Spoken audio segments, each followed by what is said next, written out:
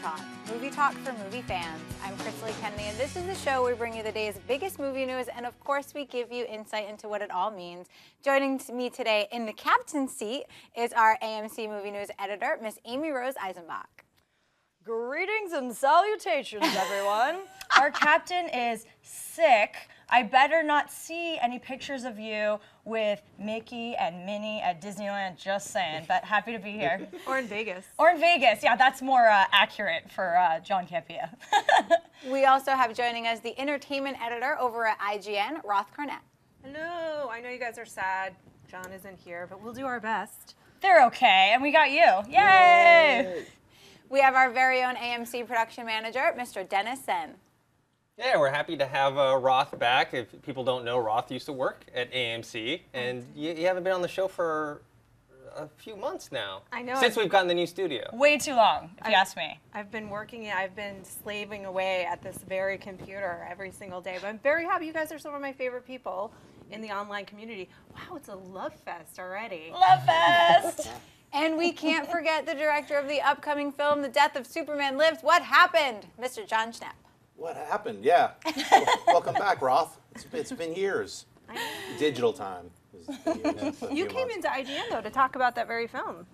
Yes, Yeah. yes. And it's coming along good. I just secured another interview with one of the art directors in France. So I'm going to be doing that through Skype. Through modern technology, guys. Hell yeah! Woohoo! All right, Sony announced in June that in addition to Mark Webb's The Amazing Spider-Man 2, which was already well in production, that not just one but two more installments would follow. Most assumed that the current web-slinging superhero Andrew Garfield would also be returning. But in a recent interview, Garfield revealed that may not actually be the case. Garfield stated, I'm under contract for another one after this. As far as a fourth one, that's not anything to do with me. But yeah, I think what we're doing here is we've established the world, and now we get to play inside that world. Use our imagination and kind of expand. That's what this film is. Amy Rose, what do you make of Garfield's comments? A fourth Spider-Man film without Spider-Man. That's very interesting. This could really just mean a variety of things. One, money really does sort everything. Provided that, the first film obviously made a lot of money, and I think the second one looks like it's going to be great as well, despite mixed reviews on the initial trailer. I do think Mark Webb knows what he's doing here, and I like, Jamie Foxx, Electro, and Paul Giamatti as the Rhino, and I like all the additions here. And I really like Andrew Garfield as this character, but based on the continued success, it was a little surprising to all of us, I think, when they announced the fourth film. That was a little overly ambitious, but we knew it was going to happen. Just the fact that they already slated it and announced it was a little funny. So either A, Andrew Garfield doesn't come back and they reboot it already, but it's the fourth installment, so that just seems weird. Or B, money is going to settle everything like I think it is. I know that they're going a lot more villain heavy. I do hope Sinister Six, starts paving the way, but I can't imagine. I always thought it'd be really cool to do a film from the villain's perspective, but I don't think that's what they're going to do here, because Spider-Man is the famed, superhero here. So I do think it's interesting, but it's many, many years away, so it's not weird for them to be, contract for 3 films and then to kind of go from there. So what do you think, Dennis? Yeah, I think both the studio and Andrew Garfield are taking a wait-and-see approach. They're going to see, is this second one going to, because the first one was, it was a success, but, they know that they had the stigma of being a very fast reboot. So this one is going to be the one they're like, okay, is this franchise, is this guy going to be the Spider-Man we want for this big franchise, and is this movie going to take off? Andrew Garfield as well, he's probably waiting and seeing, hey, if this starts to take off, then I'll be a bigger name, then I'll be able to negotiate more and get more money for Spider-Man 4. Yes, you sure will. What do you think, Roth? I think actually it's interesting, because I think what he's trying to lay the groundwork for is the fact that their approach is going to be to look at other characters outside of Spider-Man, because they just don't have the rights to that many characters. And I think that if you look at the approaches that the different studios are taking with their comic book characters, there's of course the Marvel approach, which we know very well what that is. We're starting to see what the approach is with the X-Men franchise in terms of building alternate timelines and dimensions. And I think that they're using what they have available in terms of villains, and they've already been laying the groundwork and putting it out there. Look, Spider-Man 4 was already rumored that it may be a villain-centric movie. So that's a good possibility. Maybe it's Venom, you guys. I mean, maybe it is. But can it be the Amazing Spider-Man without Spider-Man? We're getting Man of Steel with very little Man of Steel. I mean, you know, like, Don't get me started on that. What do you think, Schnepp? Well, we don't know if Man of Steel is really secretly called Justice League. It's Justice League Origins. Justice Yeah, I League. think it's Justice League, and they're just like kind of like pushing that off to make a big announcement at Comic-Con. You know, so because they only have one movie. DC only has one movie coming out in 2 years, while Marvel has like 800. So they got to wait till San Diego Con to drop that little nugget. It's Justice League. Well, anyway, Spider-Man, they should have just signed a contract with him for 6 movies. That's such Or a 20, weird, let's keep yeah, going. I mean, why not? Like, look, you'll get $100 million on the 18th movie. It's like, this kind of always bugs me when I hear this. Well, I'm not signed for the 4th. What is wrong with you guys? You announce a Spider-Man 4, but you don't have Spider-Man signed? Yeah. That's kind of ridiculous. And you just jacked yourself. Because now he's going to be like, it's 30 million, and they're going to be like, oh, okay. Because what, you think Spider-Man 2 is not going to be a gigantic success? I love the trailer. Every sweaty fanboy went nuts. And just, come on. But they certainly set up, even in that trailer, like you were talking about, Sinister Six, I mean, they certainly set up a lot of room in that trailer to really focus on some interesting villains. I mean, don't get me wrong, I love Andrew Garfield, and I do think you probably need to have Spider-Man at some point in your Spider-Man in the movie. Amazing Is this going to Spider-Man be 4? another Robert Downey Jr. demanding Trump money situation? Kind of feels like it. It probably will. I don't know if he's going to get like all He won't get the 75 same million. amount. No. He might be like, for the other 3, give me 50 million. Or But would you something. guys like to see, I mean, would you like to see a Venom? I think it would be very hard to do. I think that there's probably think tanks happening right now to try and figure out how to approach that character as its own movie. But I would like to see a Venom movie. I think that could be I want really Venom done cool. right, first and foremost. Yeah. Venom could Carnage be a good character as a standalone movie, but let's not forget Spider-Man has the best rogues gallery of any superhero, bar none. Better than Batman. He has like 100 villains. Yeah. So they could just Sinister Six. Oh, we just got rid of 6. Here's like 100 more. Yeah, so that are good. awesome. So I don't think they're going to run out. They can make Spider-Man 9. They should just sign him on. Like, look, dude, we're going to film 1 a year. I mean, if they want to make 200-300 million every quarter, I mean, they should just. But keep don't making release it Spider-Man. until the players are in place, is all I'm saying. Yeah. All right, Chrisley, what's next? Well, I just have to say that this news makes me so sad because I love this franchise, and part of the franchise that I love is Andrew Garfield as Spider-Man. And I know that there's a lot of people that call this franchise the Twilight version of Spider-Man, but I don't believe that, and I love Andrew Garfield, and I don't want to see an Amazing Spider-Man without him. So I hope that they get him back on board. Money talks, baby. Money talks. Disney is one step closer to world domination when they acquired the rights to Indiana Jones last week, making their ownership of Lucasfilm complete. Indiana Jones producer Frank Marshall recently sent out a tweet that leads us to believe a reboot or sequel may not be too far off. Marshall stated, "A bit strange sitting in the Indiana Jones office and the Lucasfilm office on the Disney lot, but I'm sure I'll get used to it." Dennis, would you be happy to see another Indiana Jones film in the near future? Sure. I actually didn't hate. I didn't hate the Castle of the Crystal King Skull? as much as everyone else. I like Castle of the King. Way better. Castle of the King. There's definitely a lot of problems with it, especially the monkey vine scene with That was Shia my LaBeouf. favorite. That was my favorite part because I absolutely hated that movie. Yeah. At least that made me laugh. However, I would like to see Harrison Ford come back, but if he doesn't, I want to see Nathan Fillion in a reboot. He's the perfect guy to take it over. I don't think they're going to do it because they'll be like, oh, we got to get someone younger. Da, da, da, da. But I think he would be perfect. He's got the charisma and the charm that's very similar to Harrison Ford. I like that. What do you think? What happened to Shia LaBeouf? Mutt Jones and the Muppets. Have you seen the Nymphomaniac trailer? I think we Yes. know what happened to Shia. Yeah. Well, hey, he's trying things. He's doing different stuff. He sure is. I don't know if him and Spielberg are friends yet again, but money talks, right? So Sure does. I don't think they're going to just like flush that away. Like, yeah, Mutt Jones and all that other stuff that happened in the Fourth Kingdom Skull thing. I wish they could flush the fourth one away and just make a new fourth one. That's what I would say. Don't call it the fifth one. Just call it, yeah, we made a couple of mistakes with the fourth one, and here's the actual, he didn't get exploded in a giant refrigerator and survive an atomic bomb and stuff like that. It's just like, just a little too much for me. But the argument I always get this from people, like, it's like the Star Trek people, if you get in an argument with them, they're like, well, Indiana Jones in the Raiders of the Lost Ark, he was holding onto a submarine and somehow survived when it went under. Explain that. I'm like, I don't have to. It was just cool. Yeah, explain anything. I also did not like the Kingdom, whatever you said. I liked that title a lot better. I think tonally it was still kind of cool. It did feel like an Indiana Jones movie. The problem was the script. The script was just embarrassing. And I mean, even to have Cate Blanchett, who is one of the best actresses of our time, in there and completely wasted, I mean, it was definitely a waste of such a great title. And Disney really is taking over the world. It's pretty impressive. They just need to acquire the rights to Star Trek and get DC from WB, and it's there. So yeah, I haven't given up on this franchise yet. I still think it's so iconic. Harrison Ford, even if he's just waves his little hat around for a minute, give it to the fans, the sense of nostalgia.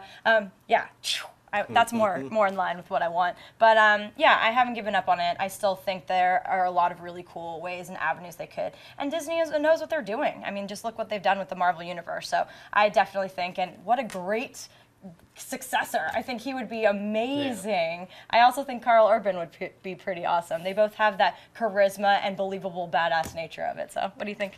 I mean, well, I think as far as Marvel is concerned, that's really to do with Kevin Feige and Louis D'Esposito now. Not that Disney's not great. They are, certainly. You know, it's funny because the big rumor is that the reason that they acquired these rights was because Harrison Ford was holding out to play Han Solo in the upcoming Star Wars movie until they guaranteed him another Indiana Jones.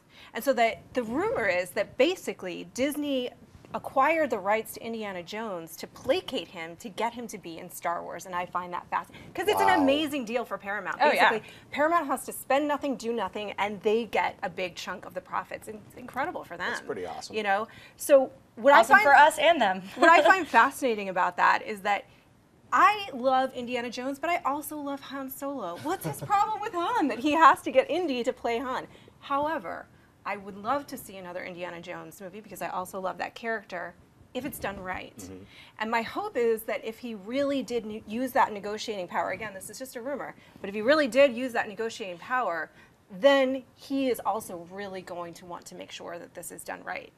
And we know that Lucas is not directly involved anymore, so it'll be interesting to see what they do. You know? That's an amazing rumor because that means like Han Solo's a Jedi. It's like you will make Indiana. It's like it's like how powerful is Harrison Ford? I know. I think he wants to make the fifth one because he himself has gone on record saying the fourth one sucked. Yeah, and he's also gone on record saying he wants to be in the fifth. I mean, we've heard that for a while now. So I think he wants to make it right. Yeah, good for you, Harrison. And he's just really grumpy, so people don't want to argue with him. So I'm all about it. I'm just happy that if this also means that Han is going to be included in the Star Wars movie. Epic. All right, guys, we have now reached the buy or sell portion of our show. For you new viewers, as well as a little refresher for you oldie but goodies, Miss Chrisley is going to read off a couple other items going on in the world of movie news, and my lovely panelists and I are simply going to say if we buy or sell it. What you got, lady? The Mark Forster film World War Z, which starred Brad Pitt, made an impressive $540 million at the worldwide box office. So it comes as no surprise that a sequel has been in development. Now it looks like The Impossible and The Orphanage helmer Juan Antonio Bayona has been locked in to direct the sequel. Roth, buy or sell Bayona directing the World War Z sequel? This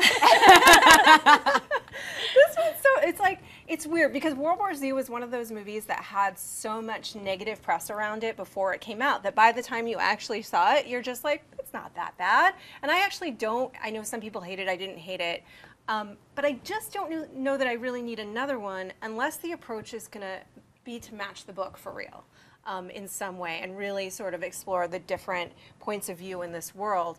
Do we want to see Brad Pitt is great. Do we want to see the continuation of Brad Pitt in this character in that world with these zombies? I mean, yeah, I'm in. The freezing zombie? Yeah. But do you buy or sell right now the director they attach to it? That's the question. Sell. Sell. Ooh. What do you think? I haven't really seen Bayona's work, but I am going to buy it just because, not because I thought World War Z was an amazing movie or anything, but it made so much money. Yeah. I can't believe that it's Brad Pitt's like #1 movie ever. For a big star like that, that's his #1 movie. To me, an above average film.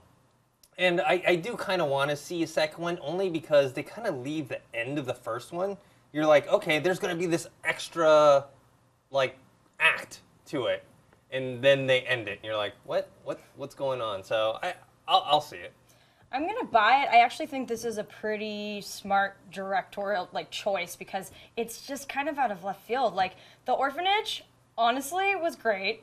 The Impossible was pretty great. I think he's got a really interesting choice. I think it's a smart move on his behalf because this really does add a whole other scale. But I do really agree. Like, I didn't read the books, but I know people who did basically said it just used the title. It pretty much had nothing to do with it. So I know it is kind of funny that this is Brad Pitt's most profitable film, but from a studio monetary perspective, it's a no-brainer, so I'm not surprised. And I do think this is an interesting choice. What do you think, Schnepp? Yeah, I buy I buy it simply because of the director. The Impossible, excuse me, sorry about that. We're not live. Can you cut all that out? Just kidding. Just vomit on this. Yeah, he's a great director, and I think he's far more suited to make, I mean, the thing I didn't like about World War Z is right there. The swirling zombie tornado. God. I hated CGI that part of zombie it. tornado. And also that it pussied out. It was PG-13. Sorry. It was like, come on, really? Like every single scene was like off camera. When like a zombie was getting killed, you just heard you never saw anything. It's sort of like, to me as a horror fan, I don't like that. I'm like, look, don't make a zombie movie me the unless. death. Yeah, I mean, anyway. But also, don't make a zombie movie unless it's going to be a look. Zombies are there to represent something. They are there to sort of they're there to even warm bodies. They sort of represented warm bodies. So did I, and they represented the technological disconnect that we all have. I know that in World War Z, the plan for Mark Forster was that it represented sort of a lack of resources and desperation for resources. I don't think that really came to play. I do like this director, and I think he is a good choice. Yeah. I just think unless you're really going to do something with this world, if all we're going to see is more of the same, why do we need a World War Z? And what is it going to be called? World War Z's? Yeah. World War Z squared. But I could be wrong. He could really bring out the essence of the book. I think he'll probably bring out more of the book, which is like little separate mini stories. And also, I mean, Mark Forster kind of got screwed around. The whole movie kind of just, we all know about the horrible, ending's totally different. 45-minute chunk of a thing that we'll never see because he's like, I don't ever want to release it. But they, Matthew Fox was in it. And he's like, said he's just in a scene really quickly. Get on the helicopter. What? He's gone. Yeah. You're like, why did they cast him in that tiny role? Yeah. All right, Kersley, let's reel it in. Next topic. Don't give up hope just yet on a Bad Boys 3, my friends, because now there has actually been some movement on the film. Safe House writer David Guggenheim has been hired to pen the script. Jerry Bruckheimer is still set to produce the third installment, but at this time, Michael Bay is not currently attached to direct. It's believed that Martin Lawrence and Will Smith will reprise their roles as the main duo, but they haven't been officially confirmed yet. Schnepp, buy or sell Guggenheim penning the script for Bad Boys 3? The writer of Stolen writing Bad Boys 3? Man, I gotta totally sell it. I mean, hey, look, you know what? Maybe I won't sell it. I haven't seen Stolen. Maybe that's an incredible movie, and this guy's going to rock it. Nick Cage, come on. Yeah, Safe House, come on. You know what? I don't know. I'm not going to diss the writer. My questioning is about Bad Boys 3 in general. Why? That's a big why. I mean, everybody's like, hey, that movie from 15 years ago, get a sequel. That movie from 20 years ago, why not? This one's only 10 years ago. Why don't you make a sequel to that?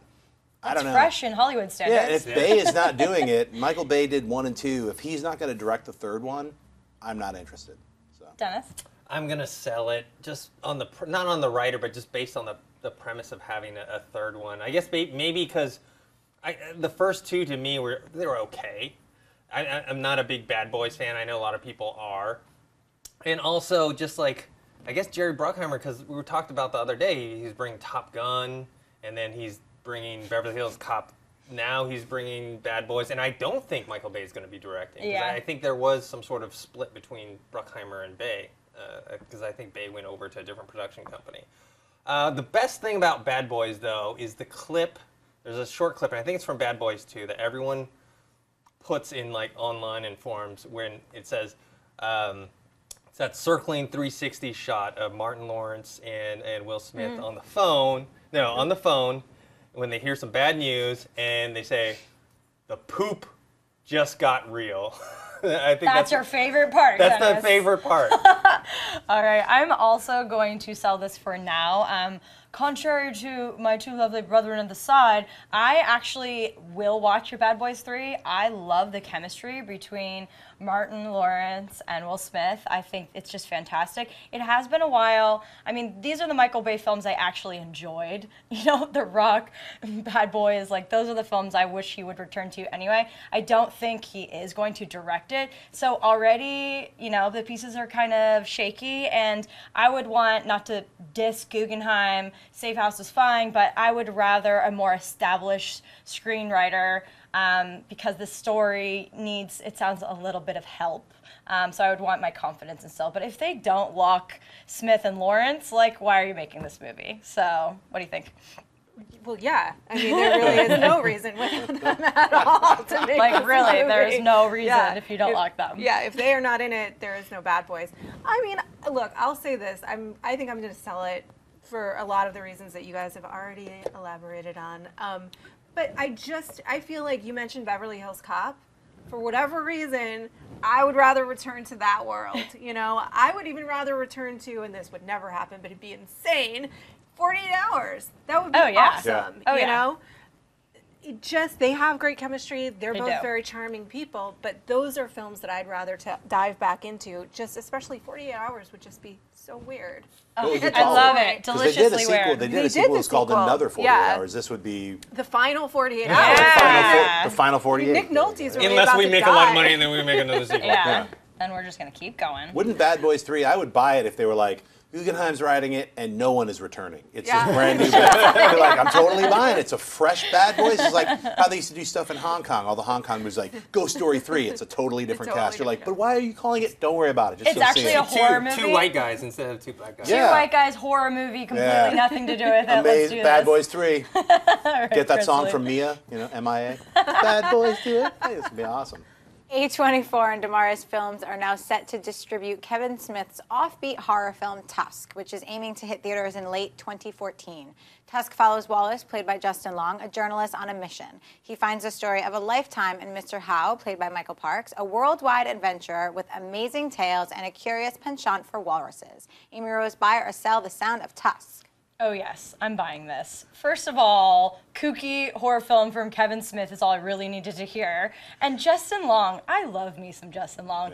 The last movie I remember just smiling was For a Good Time Call. His role in that was so incredible, right? He was so good He at was that. so good. And walruses, this just sounds so weird and awesome, and I'm really excited to see Kevin Smith's take on this, so I'm enthusiastically buying it. What do you think? Yeah, I'm gonna buy it for all of those same reasons. A, it just couldn't get any weirder. Yes. You know, so immediately I'm gonna go watch it.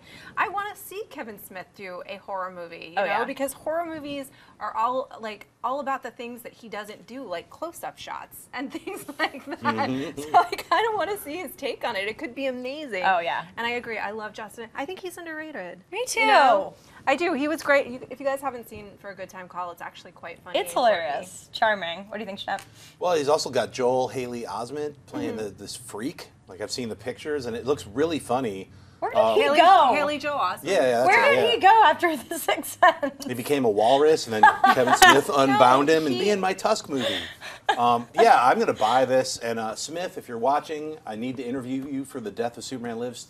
You know, I'm only like 3 miles away from where you live. Let's do it. Come Buckle on. up. Don't Let's be do afraid it. of me. Let's just talk about it. So, but yeah, I'm going to buy it. I can't wait to see it. It sounds the weirdest premise. I remember when I first heard about it, I was like, I thought he was retiring. I'm glad he's not. So I want to see Tusk. How many directors are like, my last film, and then Right. it's like, it's so funny. I don't Well, even, it's like The Boy Who Cried Wolf. He did do a horror movie. It was called Red State. Oh, yeah, he has yeah. done You're right. one I never horror saw film. Red State. It's good. I mean, I like him when he's doing his funny stuff. I mean, Yeah. he's so good with dialogue. So I'm sure that this is kind of a blending It's of the gonna two. be At least campy I'm fun. hoping. Yeah. So. Hopefully Cabin in the Woods-esque. What do you think? I'm gonna be the odd man out, and I'm gonna sell it. Oh. While a Kevin Smith fan, the premise just doesn't sound that interesting to me. And then Walruses, Dennis? Yeah, if it was like a straight up comedy, but it's like a horror maybe comedy. Horror comedies are awesome. Horror comedies are awesome. Snoochie da boochie. Yeah, that's what I want to like- see. I just want to see a straight up like Randall show up as a walrus. That'd be. This is awesome. Come on, dude. We're writing the movie for you, Schnepp. And Justin Long, the thing I remember him from is actually from Galaxy Quest. Yes. That's like the thing I remember him the most. One of the best movies ever. Yes. If you haven't seen Galaxy Never Quest, see give it up, immediately. never surrender. Sam Rockwell's in that too. It is. Yes. It is. Oh, that movie's the best. Let's buy Galaxy Quest 2 right Yeah, now. totally extra by Galaxy Quest. Actor Luke Evans, who can next be seen in The Hobbit, Desolation of Smaug, is still attached to star in the Crow remake. In a recent interview, he shed some more light on the intended direction of the project. Evans stated, "The script is brilliant. Cliff Dorfman has been writing it, and we're still tweaking it now. What we want to do with it is just not do a remake. The original was brilliant. We want to tell the story and bring parts of the original source material into the film that wasn't done the first time around. There's an awful lot of characters that were never put in the first movie. It's a very tragic story with huge emotional themes. We plan to tell the story differently and with a lot of integrity to the original comic book." Dennis, buy or sell Evans' comments? I buy them. I really like the original Crow with Brandon Lee. I think Alex Proyas did a really good job with that, especially visually. I think Luke Evans is a very good actor, and he fits this role. And it sounds like, I'm not basing this on anything other than this quote, it sounds like he's into the material, and so hopefully he does a good job with it. I'm also going to buy this. I mean, obviously he's going to say the script is brilliant. Yeah. We're not really weighting that one too much. But the comic book is so great. And I mean, this is a really tragic tale, not just for the source material, but obviously surrounded Brandon Lee and all of that. And I thought he was such a dynamic, just on-screen presence. And I think this is a really smart move for Luke Evans. We've never seen him like this. This is very edgy and a very demanding role. So yeah, so far I am interested. I'm always a little skeptical about remaking classics. But so far it does sound like it's aligning with the way I'd want it. What do you think? Yeah, I'm going to buy it too. I think Luke Evans is one of those people that hasn't quite had the right vehicles, but he's starting to. You know, his stars are starting to rise a little bit. He's really talented. He's very charming. And I think he is somebody that can be a leading man, but hasn't quite hit it just yet. I'm excited to see this material come to life again, though it's hard not to think about what it really is. Of course, hard not to think about what happened in the first film. But there's certainly a generation of people that don't have that connection, that emotional kind of connection. So yeah, but I would buy it, but say that I'll probably be sad. Yeah. I'll buy it. I mean, there's been 4 Crow sequels. Like, Yeah. Edward Furlong played the That's Crow. true. So, I mean, Yeah. they had to wait a little while for everyone to forget about all that stuff, and so they could reboot the Crow and do O'Barr's original comic book the right way, because his original comic is way gothier, way darker than even the original Crow film that Alex Proyas made. So I'd like to see that. I'd like to see it's a very emotional film about death. So. And there's so many other great characters that they haven't utilized, and I love that they called that out. Yeah. Because I do think that, there's a really cool ensemble that we can see here. Yeah, I just want to give context because I realized I just said something with no context, which was what happened is that Brandon Lee was killed on the set making the film, just if you guys don't know. Yeah. All right, my lovelies, we have now reached the mailbag portion of our show. Miss Chrisley has a couple user-submitted questions, and we're simply going to give our 2 cents on the topics. What do you have picked out for us today? Hassan Farhat writes, "Greetings, sons of AMC. I love your show. I was lately in an argument with a friend about Josh Hartnett's career. Honestly, I've always been a fan of his works, but now it seems like it's been ages since we have seen him in something big, good, if anything at all. What would it take for us to see him in a Marvel or DC costume? Personally, I would love to see him as Tony Stark. Now people are going to hate me. Or the Joker. What do you guys think?" Interesting question. Very interesting. I remember when I saw Josh Hartnett. First of all, that's like the generation I grew up with, so he was definitely a stud muffin in our eyes. And I remember seeing him in Sin City, and I was like, oh, it's Josh Hartnett. Where did he go? And I do really think that he's got something. And The Faculty, I mean, all these classic old school movies that I grew up with that I love seeing him in. And it is kind of sad that his career kind of fizzled, but I don't know if like any actor who needs like a resurgence is the perfect fit for Marvel or DC. I mean, I would just like to see him get some more, roles again, because I do think he's talented and has a good on-screen presence. But Yeah, I'm not ready to talk about the next Tony Stark yet. We still do have Robert Downey for a couple more films, and I think he is so great.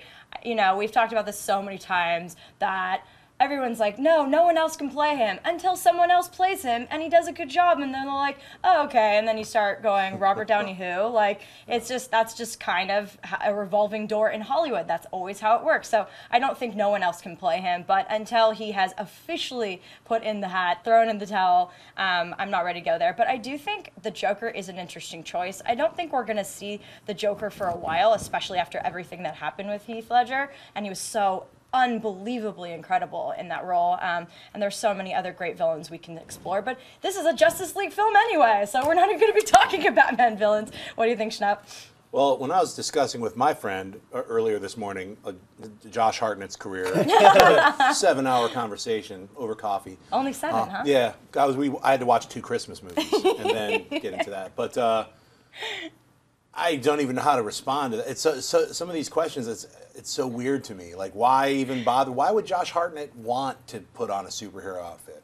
Who doesn't, Schnepp? I mean, and also maybe his career didn't stall out. Maybe he just left to go do other stuff. He's only a multi-millionaire. I mean, sometimes people forget. They're like, well, what happened to him? He's off in Nebraska, raising a family, living life. I don't know. I don't know what really happened. Like, when he showed up in Sin City, I was like, yeah, he's cool. Yeah.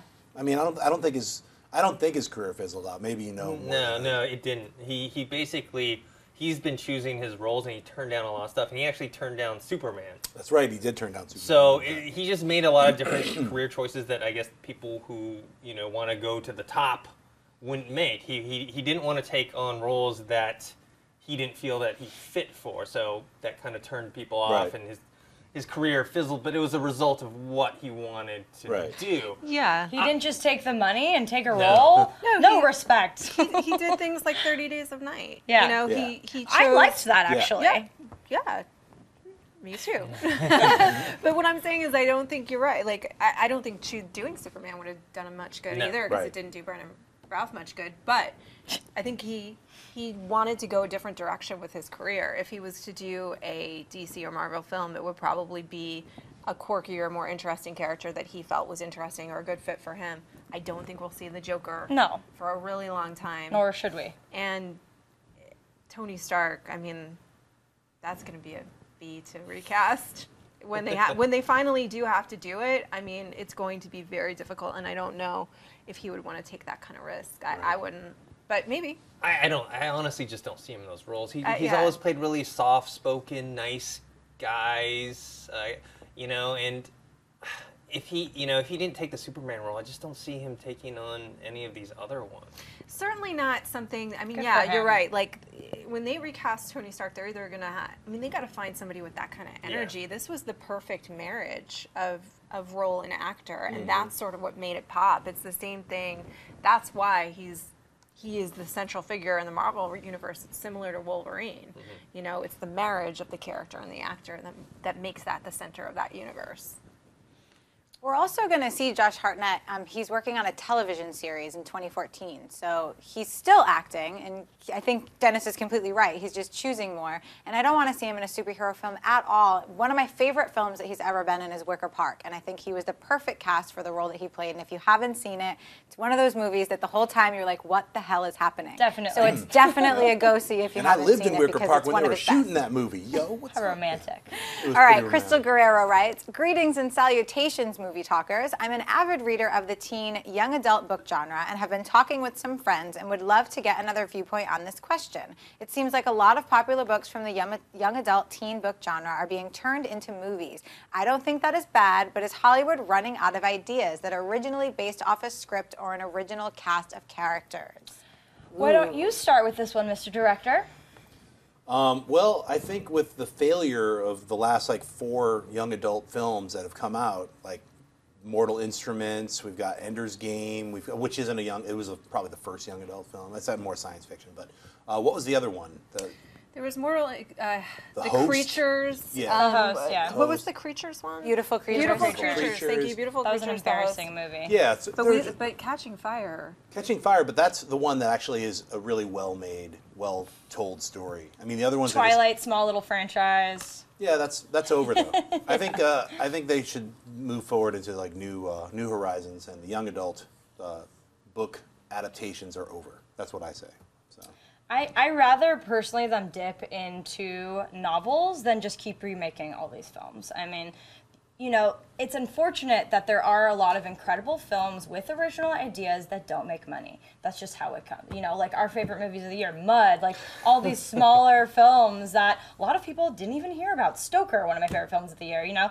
It's just, there is a formula to it. These movies that make money are the remakes, are these big budget blockbusters. And, you know, some of these young adult films, as you just mentioned, are colossal failures. And other ones like Twilight, like Hunger Games.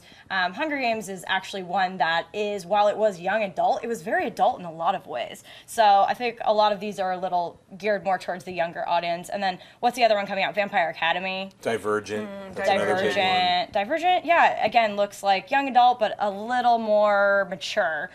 So I don't think they're going to stop. But personally, I'd rather them dip into novels that do have a fan base, that do explore original ideas, and do have kind of its own universe. Most of them are trilogies, than to just keep rebooting, remaking, and trying to give this generation, you know, films that some of our classic films they've never seen, like our Willow conversation yesterday. Like, I just usually am not for remakes. I know that John constantly says it doesn't hurt the original. No, it doesn't, but I rather explore ideas that have not been bought on the big screen yet. Do you like Willow? Yes. I love this girl. I didn't want it to be I would have loved remade. you anyway, but I particularly love that you like I don't Willow. want them to touch it. No, we were talking about, instead of doing a reboot or remake about Willow, we were saying just go 30 years into the future. Yeah, Because or even a Val prequel. Kilmer and There's Jack, so many cool things they could explore, 30 but years don't later. remake it. No. They did a comedy bit about that on Life's Too Short. Warwick Davis did that, and then Val Kilmer come in and he was like Wow. scamming. He was scamming Warwick Davis into giving him money so they could make Willow 2. All right, I'm going to watch that now. I am too. That's amazing. What do you think on the young adult conversation? You know, I mean, I think that adaptations of any kind are nothing new. They're, you know, movies have been adaptations of books and plays since, and there have been some original, of course, articles, things from the world since forever. I think it really depends on the property, and it's like with anything. Some are good and some are not so good. I think that The Hunger Games is a great example of a young adult franchise that is speaking to that audience, but a broader audience as well, an adult audience as well, and it actually is entertaining and all of it has all of those elements that can get butts in the theater, but it has something to say to them. And I would hate to think that like we would just write off any young adult novel, because there are some that I think are great. I think this is this, you know, The Hunger Games has a very complex political allegory in it that you will see even more in Mockingjay. It's inspiring. And you know, some of the other ones are just, they're trying, you can tell that they're a money grab and they're trying to capitalize on what happened with Twilight, but that isn't. And they're very different. Yeah, I'll say Katniss that. is I'll say strong. not all young adult films. I'll just say like 1/10 of the ones that are in Yeah. production. I would say like you know, use like a little more of a scale of like quality. So. Yeah. And I think Katniss is such a fantastic female protagonist, and that's why people have elevated it, because she is just so layered and fantastic and strong, and she's a badass, and yeah. Even more so in the books. Even more so in the books. Although but I actually, love Jennifer Lawrence. me too. I do think these films are a good rendition, but the book's always better because our imaginations are endless. Chrisley's raising her hand. Do it, I'm girl. like, wait, pick me, pick me. First of all, John Schnepp, Twilight is never over. Us Twilight fans are always going to go back to the books and the movies. It is never over. I'm never gonna watch it. I'm never gonna watch it. Don't do it. And Crystal, I am right there with you. I read all of these young adult books. I loved Divergent. I'm super excited for Vampire Academy. And let's not forget, the reason why they're making these movies is because the books are doing so well. It's for you, that Wonder they Woman. know that there's going to be an audience. But if you guys don't go see the movies, they're not going to do well. Mortal Instruments, to me, wasn't that bad. I loved the books, wasn't that bad, and wanted a sequel, but nobody went to see it. So if you're going to read the books and you love the story, then you have to go and support the movies if you want to see more. Well, that's the thing, though. It comes down to, you can, you know, blame the studios all you want, but it's all about the audience. If you don't go see it, if people don't go see all these, and this I'm talking about on a broader spectrum, not just young adult movies, but like anything based on comic books or sequels or video games or anything. If people don't see it, Hollywood's not going to make it. So if tons of people are going to see this movie, then of course they're going to make a sequel. Of course they're going to make another one based on a similar property. So you can't 100% blame the studios. Well, you could say, I mean, Mortal Instruments to me was like an incredibly horrible film. So, I mean, I didn't read the books. I know a lot of didn't people. I didn't see them. I know a lot of people who love those books. Like 5 or 6 of them. But that movie to me was such trash that I couldn't stop talking to my friend, which I never do. And I did also, see- it was only 3 of us in the theater, so I didn't feel that bad. It was an old man asleep in the back. I was And like, that's why "He's they pulled the okay." plug on the second film. Yeah, so it was just really kind of a big mess. It was like, here, let's combine all these different movies like Star Wars and all these different, fold them in on themselves and then make a weird, horrible film. Great. Well, we've covered it all. That will Yeah. do it for today, guys. Thank you so much for joining us. I would like to thank my wonderful set of panelists today. Starting to my right, Mr. Dennison. Where can people find you? You guys can find me on Twitter at ThinkHero and on YouTube ThinkHero Pro. The one and only John Schnepp. Where can people stalk you, sir? On Twitter and Instagram at John Schnepp, and stalk my Kickstarter, Unicron, the Unicorn Barbarian. He needs some love to make that animation happen. Miss Roth Cornet, happy you could join us. Thank you guys so much. This was fun. This was I love fun. you guys. And where can they find you? You can find my work on IGN.com every single day. You can find me on Twitter at Roth Cornet, which is my name, ROTHCORNET. And by the way, because we didn't mention it, the Godzilla trailer was awesome. That's all. And our very own Wonder Woman. Where can people find you, lovely lady? While my young adult teen book loving heart is not broken, you can find me on Twitter at Crystalie, and make sure to check out my blog on Tumblr, The Movie Chick. And you can find me on the various social networks at Amy Rosie. Thank you so much for tuning in. I'm Amy Rose with AMC Movie News, and the boss man will be back from his adventures or Vegas or wherever he is tomorrow. Thanks again. We'll see you then. If you like this video, be sure to give it a thumbs up and don't forget to subscribe to AMC Movie News on YouTube. It's free and a great way to stay updated with all the latest movie news and check out our daily show, AMC Movie Talk. Also, don't forget to check us out on Facebook and Twitter to stay in the loop for our special prizes, giveaways, and contests.